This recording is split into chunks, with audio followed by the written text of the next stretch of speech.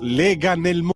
Va ora in onda Lega Liguria. Insieme a noi abbiamo Fabrizio Graffione. Buongiorno a tutti da Genova e dalla Liguria. Oggi nuvoloso, pioviggina, ma nel weekend da venerdì ci dovrebbe essere uno splendido sole nella nostra meravigliosa Liguria. Siamo a temperature abbastanza mite, siamo intorno ai 11-12 gradi. Stamattina nell'entroterra savonese, mi diceva un amico, a Sassello, famosa per gli amaretti di Sassello, c'erano intorno a 4 gradi, quindi un weekend che sicuramente potrà soddisfare i nostri graditissimi ospiti nella nostra regione. Ma passiamo subito al nostro primo ospite della mattinata, che è il consigliere delegato della città metropolitana di Genova, Claudio Garbarino. Ciao Claudio, ci sei? Ciao, buongiorno a tutti, mi sentite? Ti sentiamo forte e chiaro. Dove ti trovi in questo momento, Claudio? Guarda, adesso io mi trovo a Toriglia, il tempo è brutto, però come hai detto tu, speriamo in un weekend di sole. Speriamo bene. Allora, dunque, ci sono due novità per quanto riguarda il nostro Garbarino che abbiamo già avuto ospite qui su Radio Libertà. La prima, che è entrato nel consiglio dell'Accademia della Marina Mercantile di Genova, perché tra l'altro tra i suoi fondatori c'è anche proprio la città metropolitana di Genova, e la seconda che è entrato anche nel Consiglio dell'Ente Parco Regionale di Portofino. Allora, partiamo subito con la prima notizia e spieghiamo un attimino che cos'è l'Accademia Italiana della Marina Mercantile, che ricordo nasce nel 2005 con lo scopo di offrire alta formazione e training in ambito ovviamente marittimo. Perfetto, allora hai detto benissimo, l'Accademia della Marina Mercantile è un fiore all'occhiello non solo ligure ma di tutta Italia, e tra l'altro adesso è diventata anche a livello internazionale, perché allora partiamo da quello che fa già, diciamo, di operativo. Diciamo che l'Accademia della Marina Mercantile è diventata a tutti gli effetti una fondazione. L'obiettivo è la formazione dei nostri giovani sull'economia del mare, e questo non solo, perché abbiamo anche la formazione, oltre che il marittimo di coperta e di sottocoperta, abbiamo la logistica portuale, abbiamo la logistica aeroportuale, la formazione ferroviaria, la formazione del trasporto su gomma e la progettazione navale. Tutto questo in questo ambito qua il Comune di Genova ha sottoscritto con l'Accademia della Marina Mercantile una convenzione per il Palazzo Tabarca. Parliamo di un palazzo nella parte, diciamo, semiportuale, per così dire, dove verrà trasferita tutta l'Accademia, in modo da poter dare anche ai ragazzi che non sono, diciamo, della Liguria, cioè della Liguria di Genova, che non sono, diciamo, in loco, di dare la possibilità di avere un alloggio, e questo ci rende molto orgogliosi, perché l'Accademia diciamo sta portando avanti questi progetti da anni e con molto successo.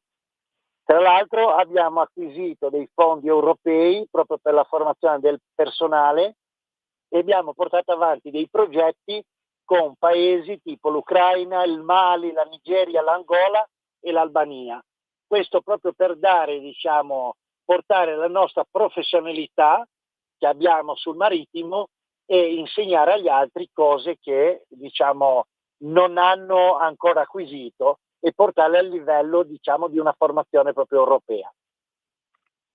Ecco, leggevo, chiaramente la mission dell'Accademia consiste nell'erogare una formazione specialistica, ma la collaborazione col mondo del lavoro, leggevo proprio ieri, consente di garantire alti livelli occupazionali, addirittura mi sembra con percentuali di occupati fra coloro che frequentano i corsi superiori all'80%. 90%, sì.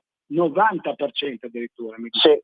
Sì, perché l'obiettivo, diciamo, è creare proprio facciamo un esempio, nella scuola normale viene formato un tot di geometri, un tot di ragionieri, facciamo un esempio, poi in tutte le situazioni dove poi questi ragazzi si mettono sul mercato del lavoro che però non sanno cosa vanno a trovare. Qual è diciamo il modus operandi dell'Accademia? È quella prima di vedere quanto personale serve e in che determinati obiettivi si possono diciamo specializzare. Tant'è vero che quando escono da lì facciamo praticamente una formazione dove noi sappiamo già che li andiamo a collocare, quindi chi si iscrive diciamo da noi ha già un 90% di possibilità di trovare diciamo a fine del corso il lavoro, perché è una cosa mirata proprio diciamo all'esigenza del mercato. Ecco, questi corsi quanto durano, Claudio? Quanti anni durano? Allora, adesso durano 3 anni. Praticamente dopo i 5 anni del liceo ci sono questi 3 anni di formazione e poi c'è un sistema che purtroppo in Italia non è riconosciuto, ma a livello anglosassone sì.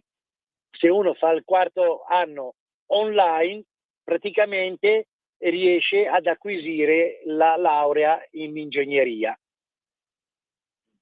Addirittura. Sì.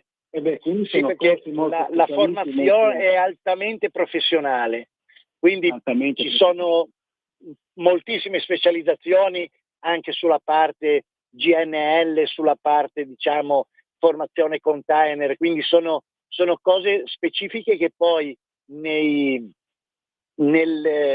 primi 2 anni di chi ad esempio fa il liceo si indirizza verso una determinata cosa, in questo caso chi fa il liceo nautico nei primi 2 anni è una cosa abbastanza diciamo a 360 gradi, poi decide già che specializzazione prendere.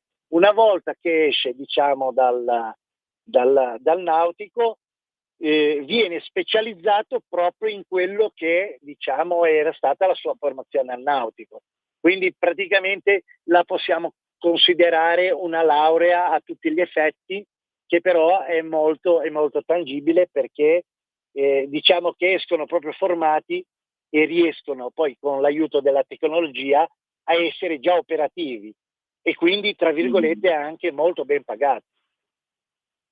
Sì, perché quando insomma un ragazzo che esce a 18 anni dal liceo, insomma a 21-22 anni riesce già a trovare lavoro. Ecco, c'è un numero chiuso per entrare, Claudio, in questa accademia? Allora, noi non abbiamo mai fatto il numero chiuso, anzi stiamo pubblicizzando perché è una cosa, tra virgolette, adesso lasciatemi dire, poco conosciuta, perché diciamo non è stata tanto pubblicizzata. Tant'è vero che nell'ultimo consiglio, primo per me consiglio che abbiamo fatto, si è diciamo speso molto per spingere su pubblicizzare la formazione, anche perché c'è sempre più richiesta di professionisti in questo settore e quindi anche l'obiettivo, quello di spostarci adesso in 3 location e spostare tutto all'interno della darsena portuale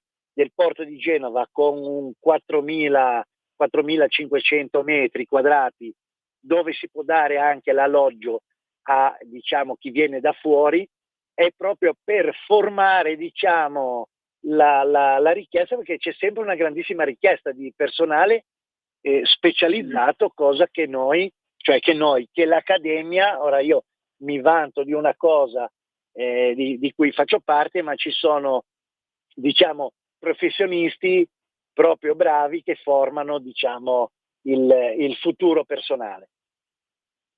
Senti, questa è veramente una bella notizia non soltanto per i genovesi, ma come hai detto tu anche per tutti i liguri, viene da fuori Genova, da fuori regione e mi ha fatto molto piacere averti ospite per pubblicizzare appunto questa formazione dell'Accademia, della nostra Accademia Italiana della Marina Mercantile. Cambiamo pagina, ma purtroppo c'è rimasto soltanto un minuto di tempo. Allora, volevo farti i complimenti perché è stato nominato anche nel consiglio dell'ente parco di Portofino, lì questione molto nell'assemblea il consiglio è formato da i 3 comuni più un membro della regione. Sì, io sono stato nominato. Ho sbagliato io.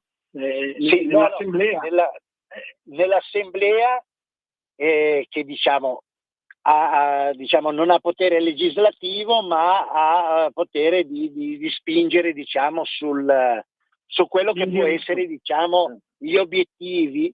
E io, diciamo, come obiettivi vorrei portare avanti tanto quello di mantenere i confini attuali, perché secondo me allargare troppo in quella zona lì diventa una cosa poi ingestibile. Poi mettere in sicurezza quello che sono i 2 sentieri che ormai sono da 8 mesi chiusi, che è quello dei Baci e il sentiero dei Tubi, per dare proprio un ulteriore sviluppo, e poi lavorare sul tracciato, quello dall'Antola a Portofino, per creare questo sentiero dal mare all'entroterra, come già da un po' di anni ci stiamo spingendo, e avere, diciamo, la formazione dei guardiaparco in modo che controllino chi va a fare questi percorsi, che abbia l'abbigliamento adeguato, proprio per non creare poi, diciamo, problemi a quelli che sono, diciamo, il problema dei soccorsi, perché purtroppo tanta gente è magari sul mare e va a fare queste escursioni, diciamo, con l'abbigliamento non adatto, e va a mettere a rischio la propria vita. E io ho visto, Claudio, che qualcuno addirittura in ciabatte, nemmeno con le scarpe, non volevo dirlo, ciabatte, ma è proprio il problema. È proprio quello lì è un monte, non si può andare sul monte con le ciabatte, dai, anche se poi sappiamo sul mare ed è bellissimo, meraviglioso, splendido, però certo, raccomando a tutti di togliersi le ciabatte e mettersi un bel paio di scarpe da trekking di ginnastica belle e robuste. Ti devo salutare perché il nostro tempo a disposizione purtroppo è finito. Ti auguro una buona giornata e buon lavoro. Ciao Claudio. Grazie a tutti, grazie agli ascoltatori. Grazie ancora al nostro consigliere delegato della città metropolitana di Genova, Claudio Garbarino. E adesso passiamo subito al nostro secondo ospite della mattinata, che è il consigliere regionale e presidente della terza commissione attività produttive, Armando Biasi. Ecco, sentiamo se Armando è già in linea. Ci sei? Ciao, sì, Armando. Eccomi, buongiorno e buon lavoro a tutti. Buongiorno Armando, dove ti trovi in questo momento? In questo momento mi trovo nel mio ufficio in Regione Liguria, che, come avviene spesso, approfondiamo alcune tematiche. Perfetto. Allora, innanzitutto io volevo approfondire con te una tematica che è venuta un po' alla ribalta in questi giorni, perché il nostro vescovo di Ventimiglia Sanremo, Monsignor Antonio Suetto, è intervenuto sul discorso dell'immigrazione. In sintesi ha dichiarato che noi siamo diversi dall'Islam perché tra cristianesimo e Islam non c'è prossimità né tantomeno identità, e ciò ha conseguenze concrete nel modo di concepire la gestione dell'esperienza umana e sociale. In sostanza, ha spiegato Monsignor Suetta, chi arriva nel nostro paese non può condividere scuola, lavoro, ospedali, spazi e al tempo stesso avere un atteggiamento ostile rispetto a quelli che sono i tratti identitari del luogo che accoglie. Ecco, mi sembra parole di buon senso e mi sembra un ragionamento ineccepibile. Armando, tu cosa ne pensi? Allora, intanto io ho avuto piacere di supportare e affiancare le corrette dichiarazioni del nostro vescovo Suetta. Per quale motivo? Perché stiamo osservando che per un'idea di integrazione tal quale stiamo perdendo quello che sono i nostri valori della nostra società occidentale, perché l'accettare correttamente l'integrazione tal quale a noi sta portando via quello che sono i nostri valori essenziali che i nostri nonni ci hanno tralasciato.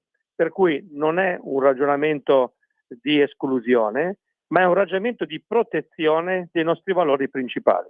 Sono quei valori che poi, quando uno diventa anche genitore, cerca di trasmetterli ai propri figli, perché d'altronde avere il timore di riconoscere la nostra religione, le nostre culture, le nostre competenze, soprattutto che derivano dall'unità d'Italia, che ha portato proprio a unire e non disgregare, sta diventando purtroppo un effetto disgregante. Per cui ho ritenuto opportuno ritornarci su queste tematiche che condivido appieno, e l'idea che non si possa più parlare della difesa dei valori occidentali, della difesa dei valori cristiani e della difesa dei valori normali di quotidianità, credo che sia diventato pericoloso. Ecco, Monsignor Suetta poi è entrato proprio nel punto e ha spiegato, leggo testualmente, l'immigrazione indiscriminata è negativa ovunque e comunque, in quanto non è una buona soluzione per chi accoglie né per chi viene accolto. E ha spiegato molto bene che bisogna distinguere tra l'ideologia migrazionista, ancora oggi in voga, e la carità cristiana. Ecco, io penso che sia un po' sotto gli occhi di tutti che bisognerebbe un po' smettere di sostenere talune ideologie di sinistra che hanno provocato gravi e tangibili danni alle nostre comunità, al nostro territorio, come ricordavi tu prima, Armando. Certo, io credo proprio che, partendo dal tuo concetto ideologico della sinistra, che il political correct che continuiamo a sentire, che molte cose non si possono dire, stanno diventando regole di ingaggio. Al contrario, le regole, diciamo, civili, le regole tra l'altro che noi le ritroviamo nella nostra Costituzione e ritroviamo anche nei dogmi del buon cristiano, alla fine sono sorpassate da quello che deve essere il non più rispetto di quello che deve essere la normalità di ognuno di noi. Per questo ha fatto bene a chiarire la differenza tra l'aspetto ideologico prevalentemente politicizzato da ambienti di sinistra in questo momento molto forti sul territorio italiano, rispetto invece a quello che è la cultura della nostra religione, che era quello di accogliere attraverso le parrocchie, che erano comunque storicamente poste per i viaggiatori nel percorso della nostra storia, proprio a sostegno dei viaggiatori e diciamo di coloro che utilizzavano le chiese per momento di ristoro, e lì nasceva proprio da parte dei parroci delle comunità del territorio la volontà di aiutare, a prescindere di quello che era il contesto religioso di provenienza, ma aiutare l'ente umano, cioè aiutare la persona. Qua siamo passati da aiutare la persona in difficoltà a non difendere più quello che sono le nostre tradizioni.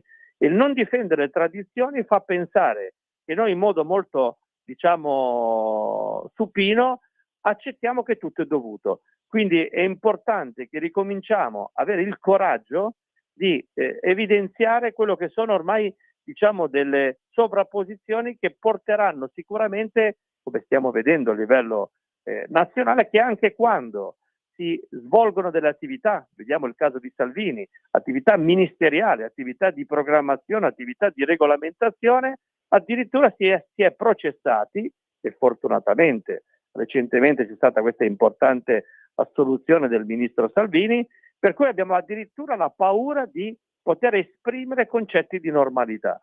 Quindi sicuramente essermi affiancato al nostro vescovo vuol dire avere il coraggio di dire cose normali.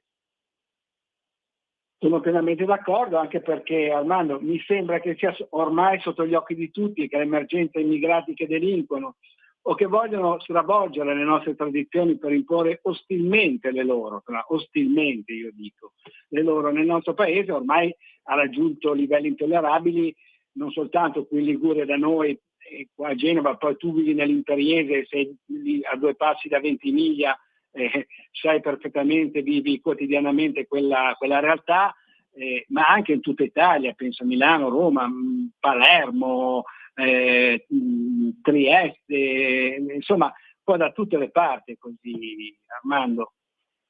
Allora, io credo che mai come in questo momento storico abbiamo raggiunto un paradosso. Quindi vorrei intanto fare un atto di vicinanza a tutte le forze dell'ordine, perché in realtà oggi loro, che sono il primo avamposto insieme agli amministratori, insieme a chi opera anche nei pronto soccorsi, piuttosto che sui treni, vediamo anche spesso che vengono, diciamo, attaccati e poi non possono neanche legittimamente difendersi, perché sennò diventano aggressivi o paradossalmente diventano richiamati a procedure a noi non consone della seconda guerra mondiale. Per cui io credo che oggi serva ridare, e quindi anche un appello che do al governo, che è del mio colore politico, di avere il coraggio di ritornare ad avere quelle regole di ingaggio che permettono di dare buoni esempi. Perché qual è il rischio a cui rischiamo di andare incontro nei prossimi anni? Io ad esempio ho 2 figli, uno di 21 e uno di 19, che in realtà ovviamente loro frequentano l'università e ovviamente hanno un quadro nelle grandi città diverso da quello che è della periferia, come dicevi te. In che senso? Se coloro che sono venuti in Italia in modo irregolare, a prescindere dal luogo di provenienza, parliamo di irregolarità, o quantomeno non portano il rispetto della nostra cultura territoriale, storica, religiosa o governativa, in realtà rimangono impuniti, rischiamo che per autodifesa i nostri giovani, le nostre generazioni, per autotutela prendono quegli esempi di rabbia, di violenza, di non rispetto delle regole. Abbiamo visto a Capodanno a Milano insultare pesantemente la nostra nazione e quindi inermi i nostri poliziotti, carabinieri, accettare passivamente, dopo che hanno fatto un percorso all'interno delle caserme con un giuramento a difesa del nostro paese, doversi consapevolmente difendere e diventare una guerriglia urbana nelle periferie delle nostre città, solo perché non siamo intervenuti a monte su una regolamentazione che deve essere ferrea del rispetto delle regole della nostra Costituzione e delle nostre regole civili. Per cui, secondo me, è già tutto scritto, dobbiamo soltanto riportare al centro della funzione sociale del nostro paese che le regole vanno rispettate, ma non regole di vessazione, regole di difesa della nostra bandiera, regole di difesa del nostro principio cattolico cristiano e il principio soprattutto del rispetto di quello che è il nostro cardine, dei nostri padri costituenti, che nel 1948 ci avevano dato delle regole di buon governo che noi italiani, noi europei, noi in senso lato anche di coloro che sono venuti in Italia e rispetto lavorano e sono diventati italiani a tutti gli effetti, anche popolazioni del Nord Africa, dell'est del mondo, piuttosto che dell'est dell'Europa, che hanno accettato di vivere in Italia nel rispetto di quelle regole. E credo che anche loro stessi vorranno sempre di più per i loro figli che si arriva a che le regole siano uguali per tutti, se no rischiamo di andare incontro a guerriglie urbane.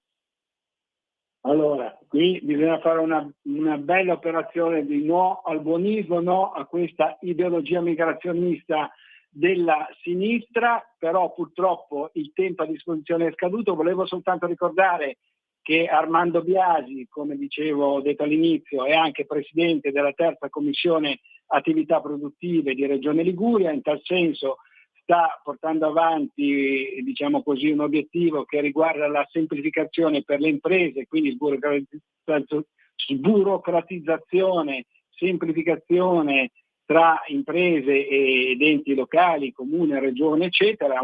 Ne parleremo senz'altro la prossima volta con Armando. E la prossima commissione quando c'è? Venerdì? Non domani? La prossima commissione è la settimana prossima, giovedì, dove parleremo della nuova norma sul tempo libero, che ormai è diventato una necessità sociale sia per la terza età, sia per i giovani, sia per le associazioni, per dare una regolamentazione regionale in un quinquennio dove apportiamo la possibilità di usufruire anche di contributi e di programmazione, perché ci rendiamo conto che anche l'utilizzo del nostro tempo libero come attività sportiva, sociale e di aggregazione diventa anche questo un elemento di crescita sociale. Benissimo, allora ne parleremo o giovedì prossimo o l'altro giovedì ancora, sei il nostro gradito ospite, ma al momento ti dobbiamo salutare, ti auguriamo buona giornata e buon lavoro. Ciao Armando. Grazie, buon lavoro a tutti, a presto, a presto. Grazie ancora al nostro consigliere regionale, presidente della terza commissione attività produttive di Regione Liguria, Armando Biasi, e per il momento da Genova e dalla Liguria è tutto, linea a Milano da Fabrizio Graffione. Avete ascoltato Filo Diretto Lega nel Mondo.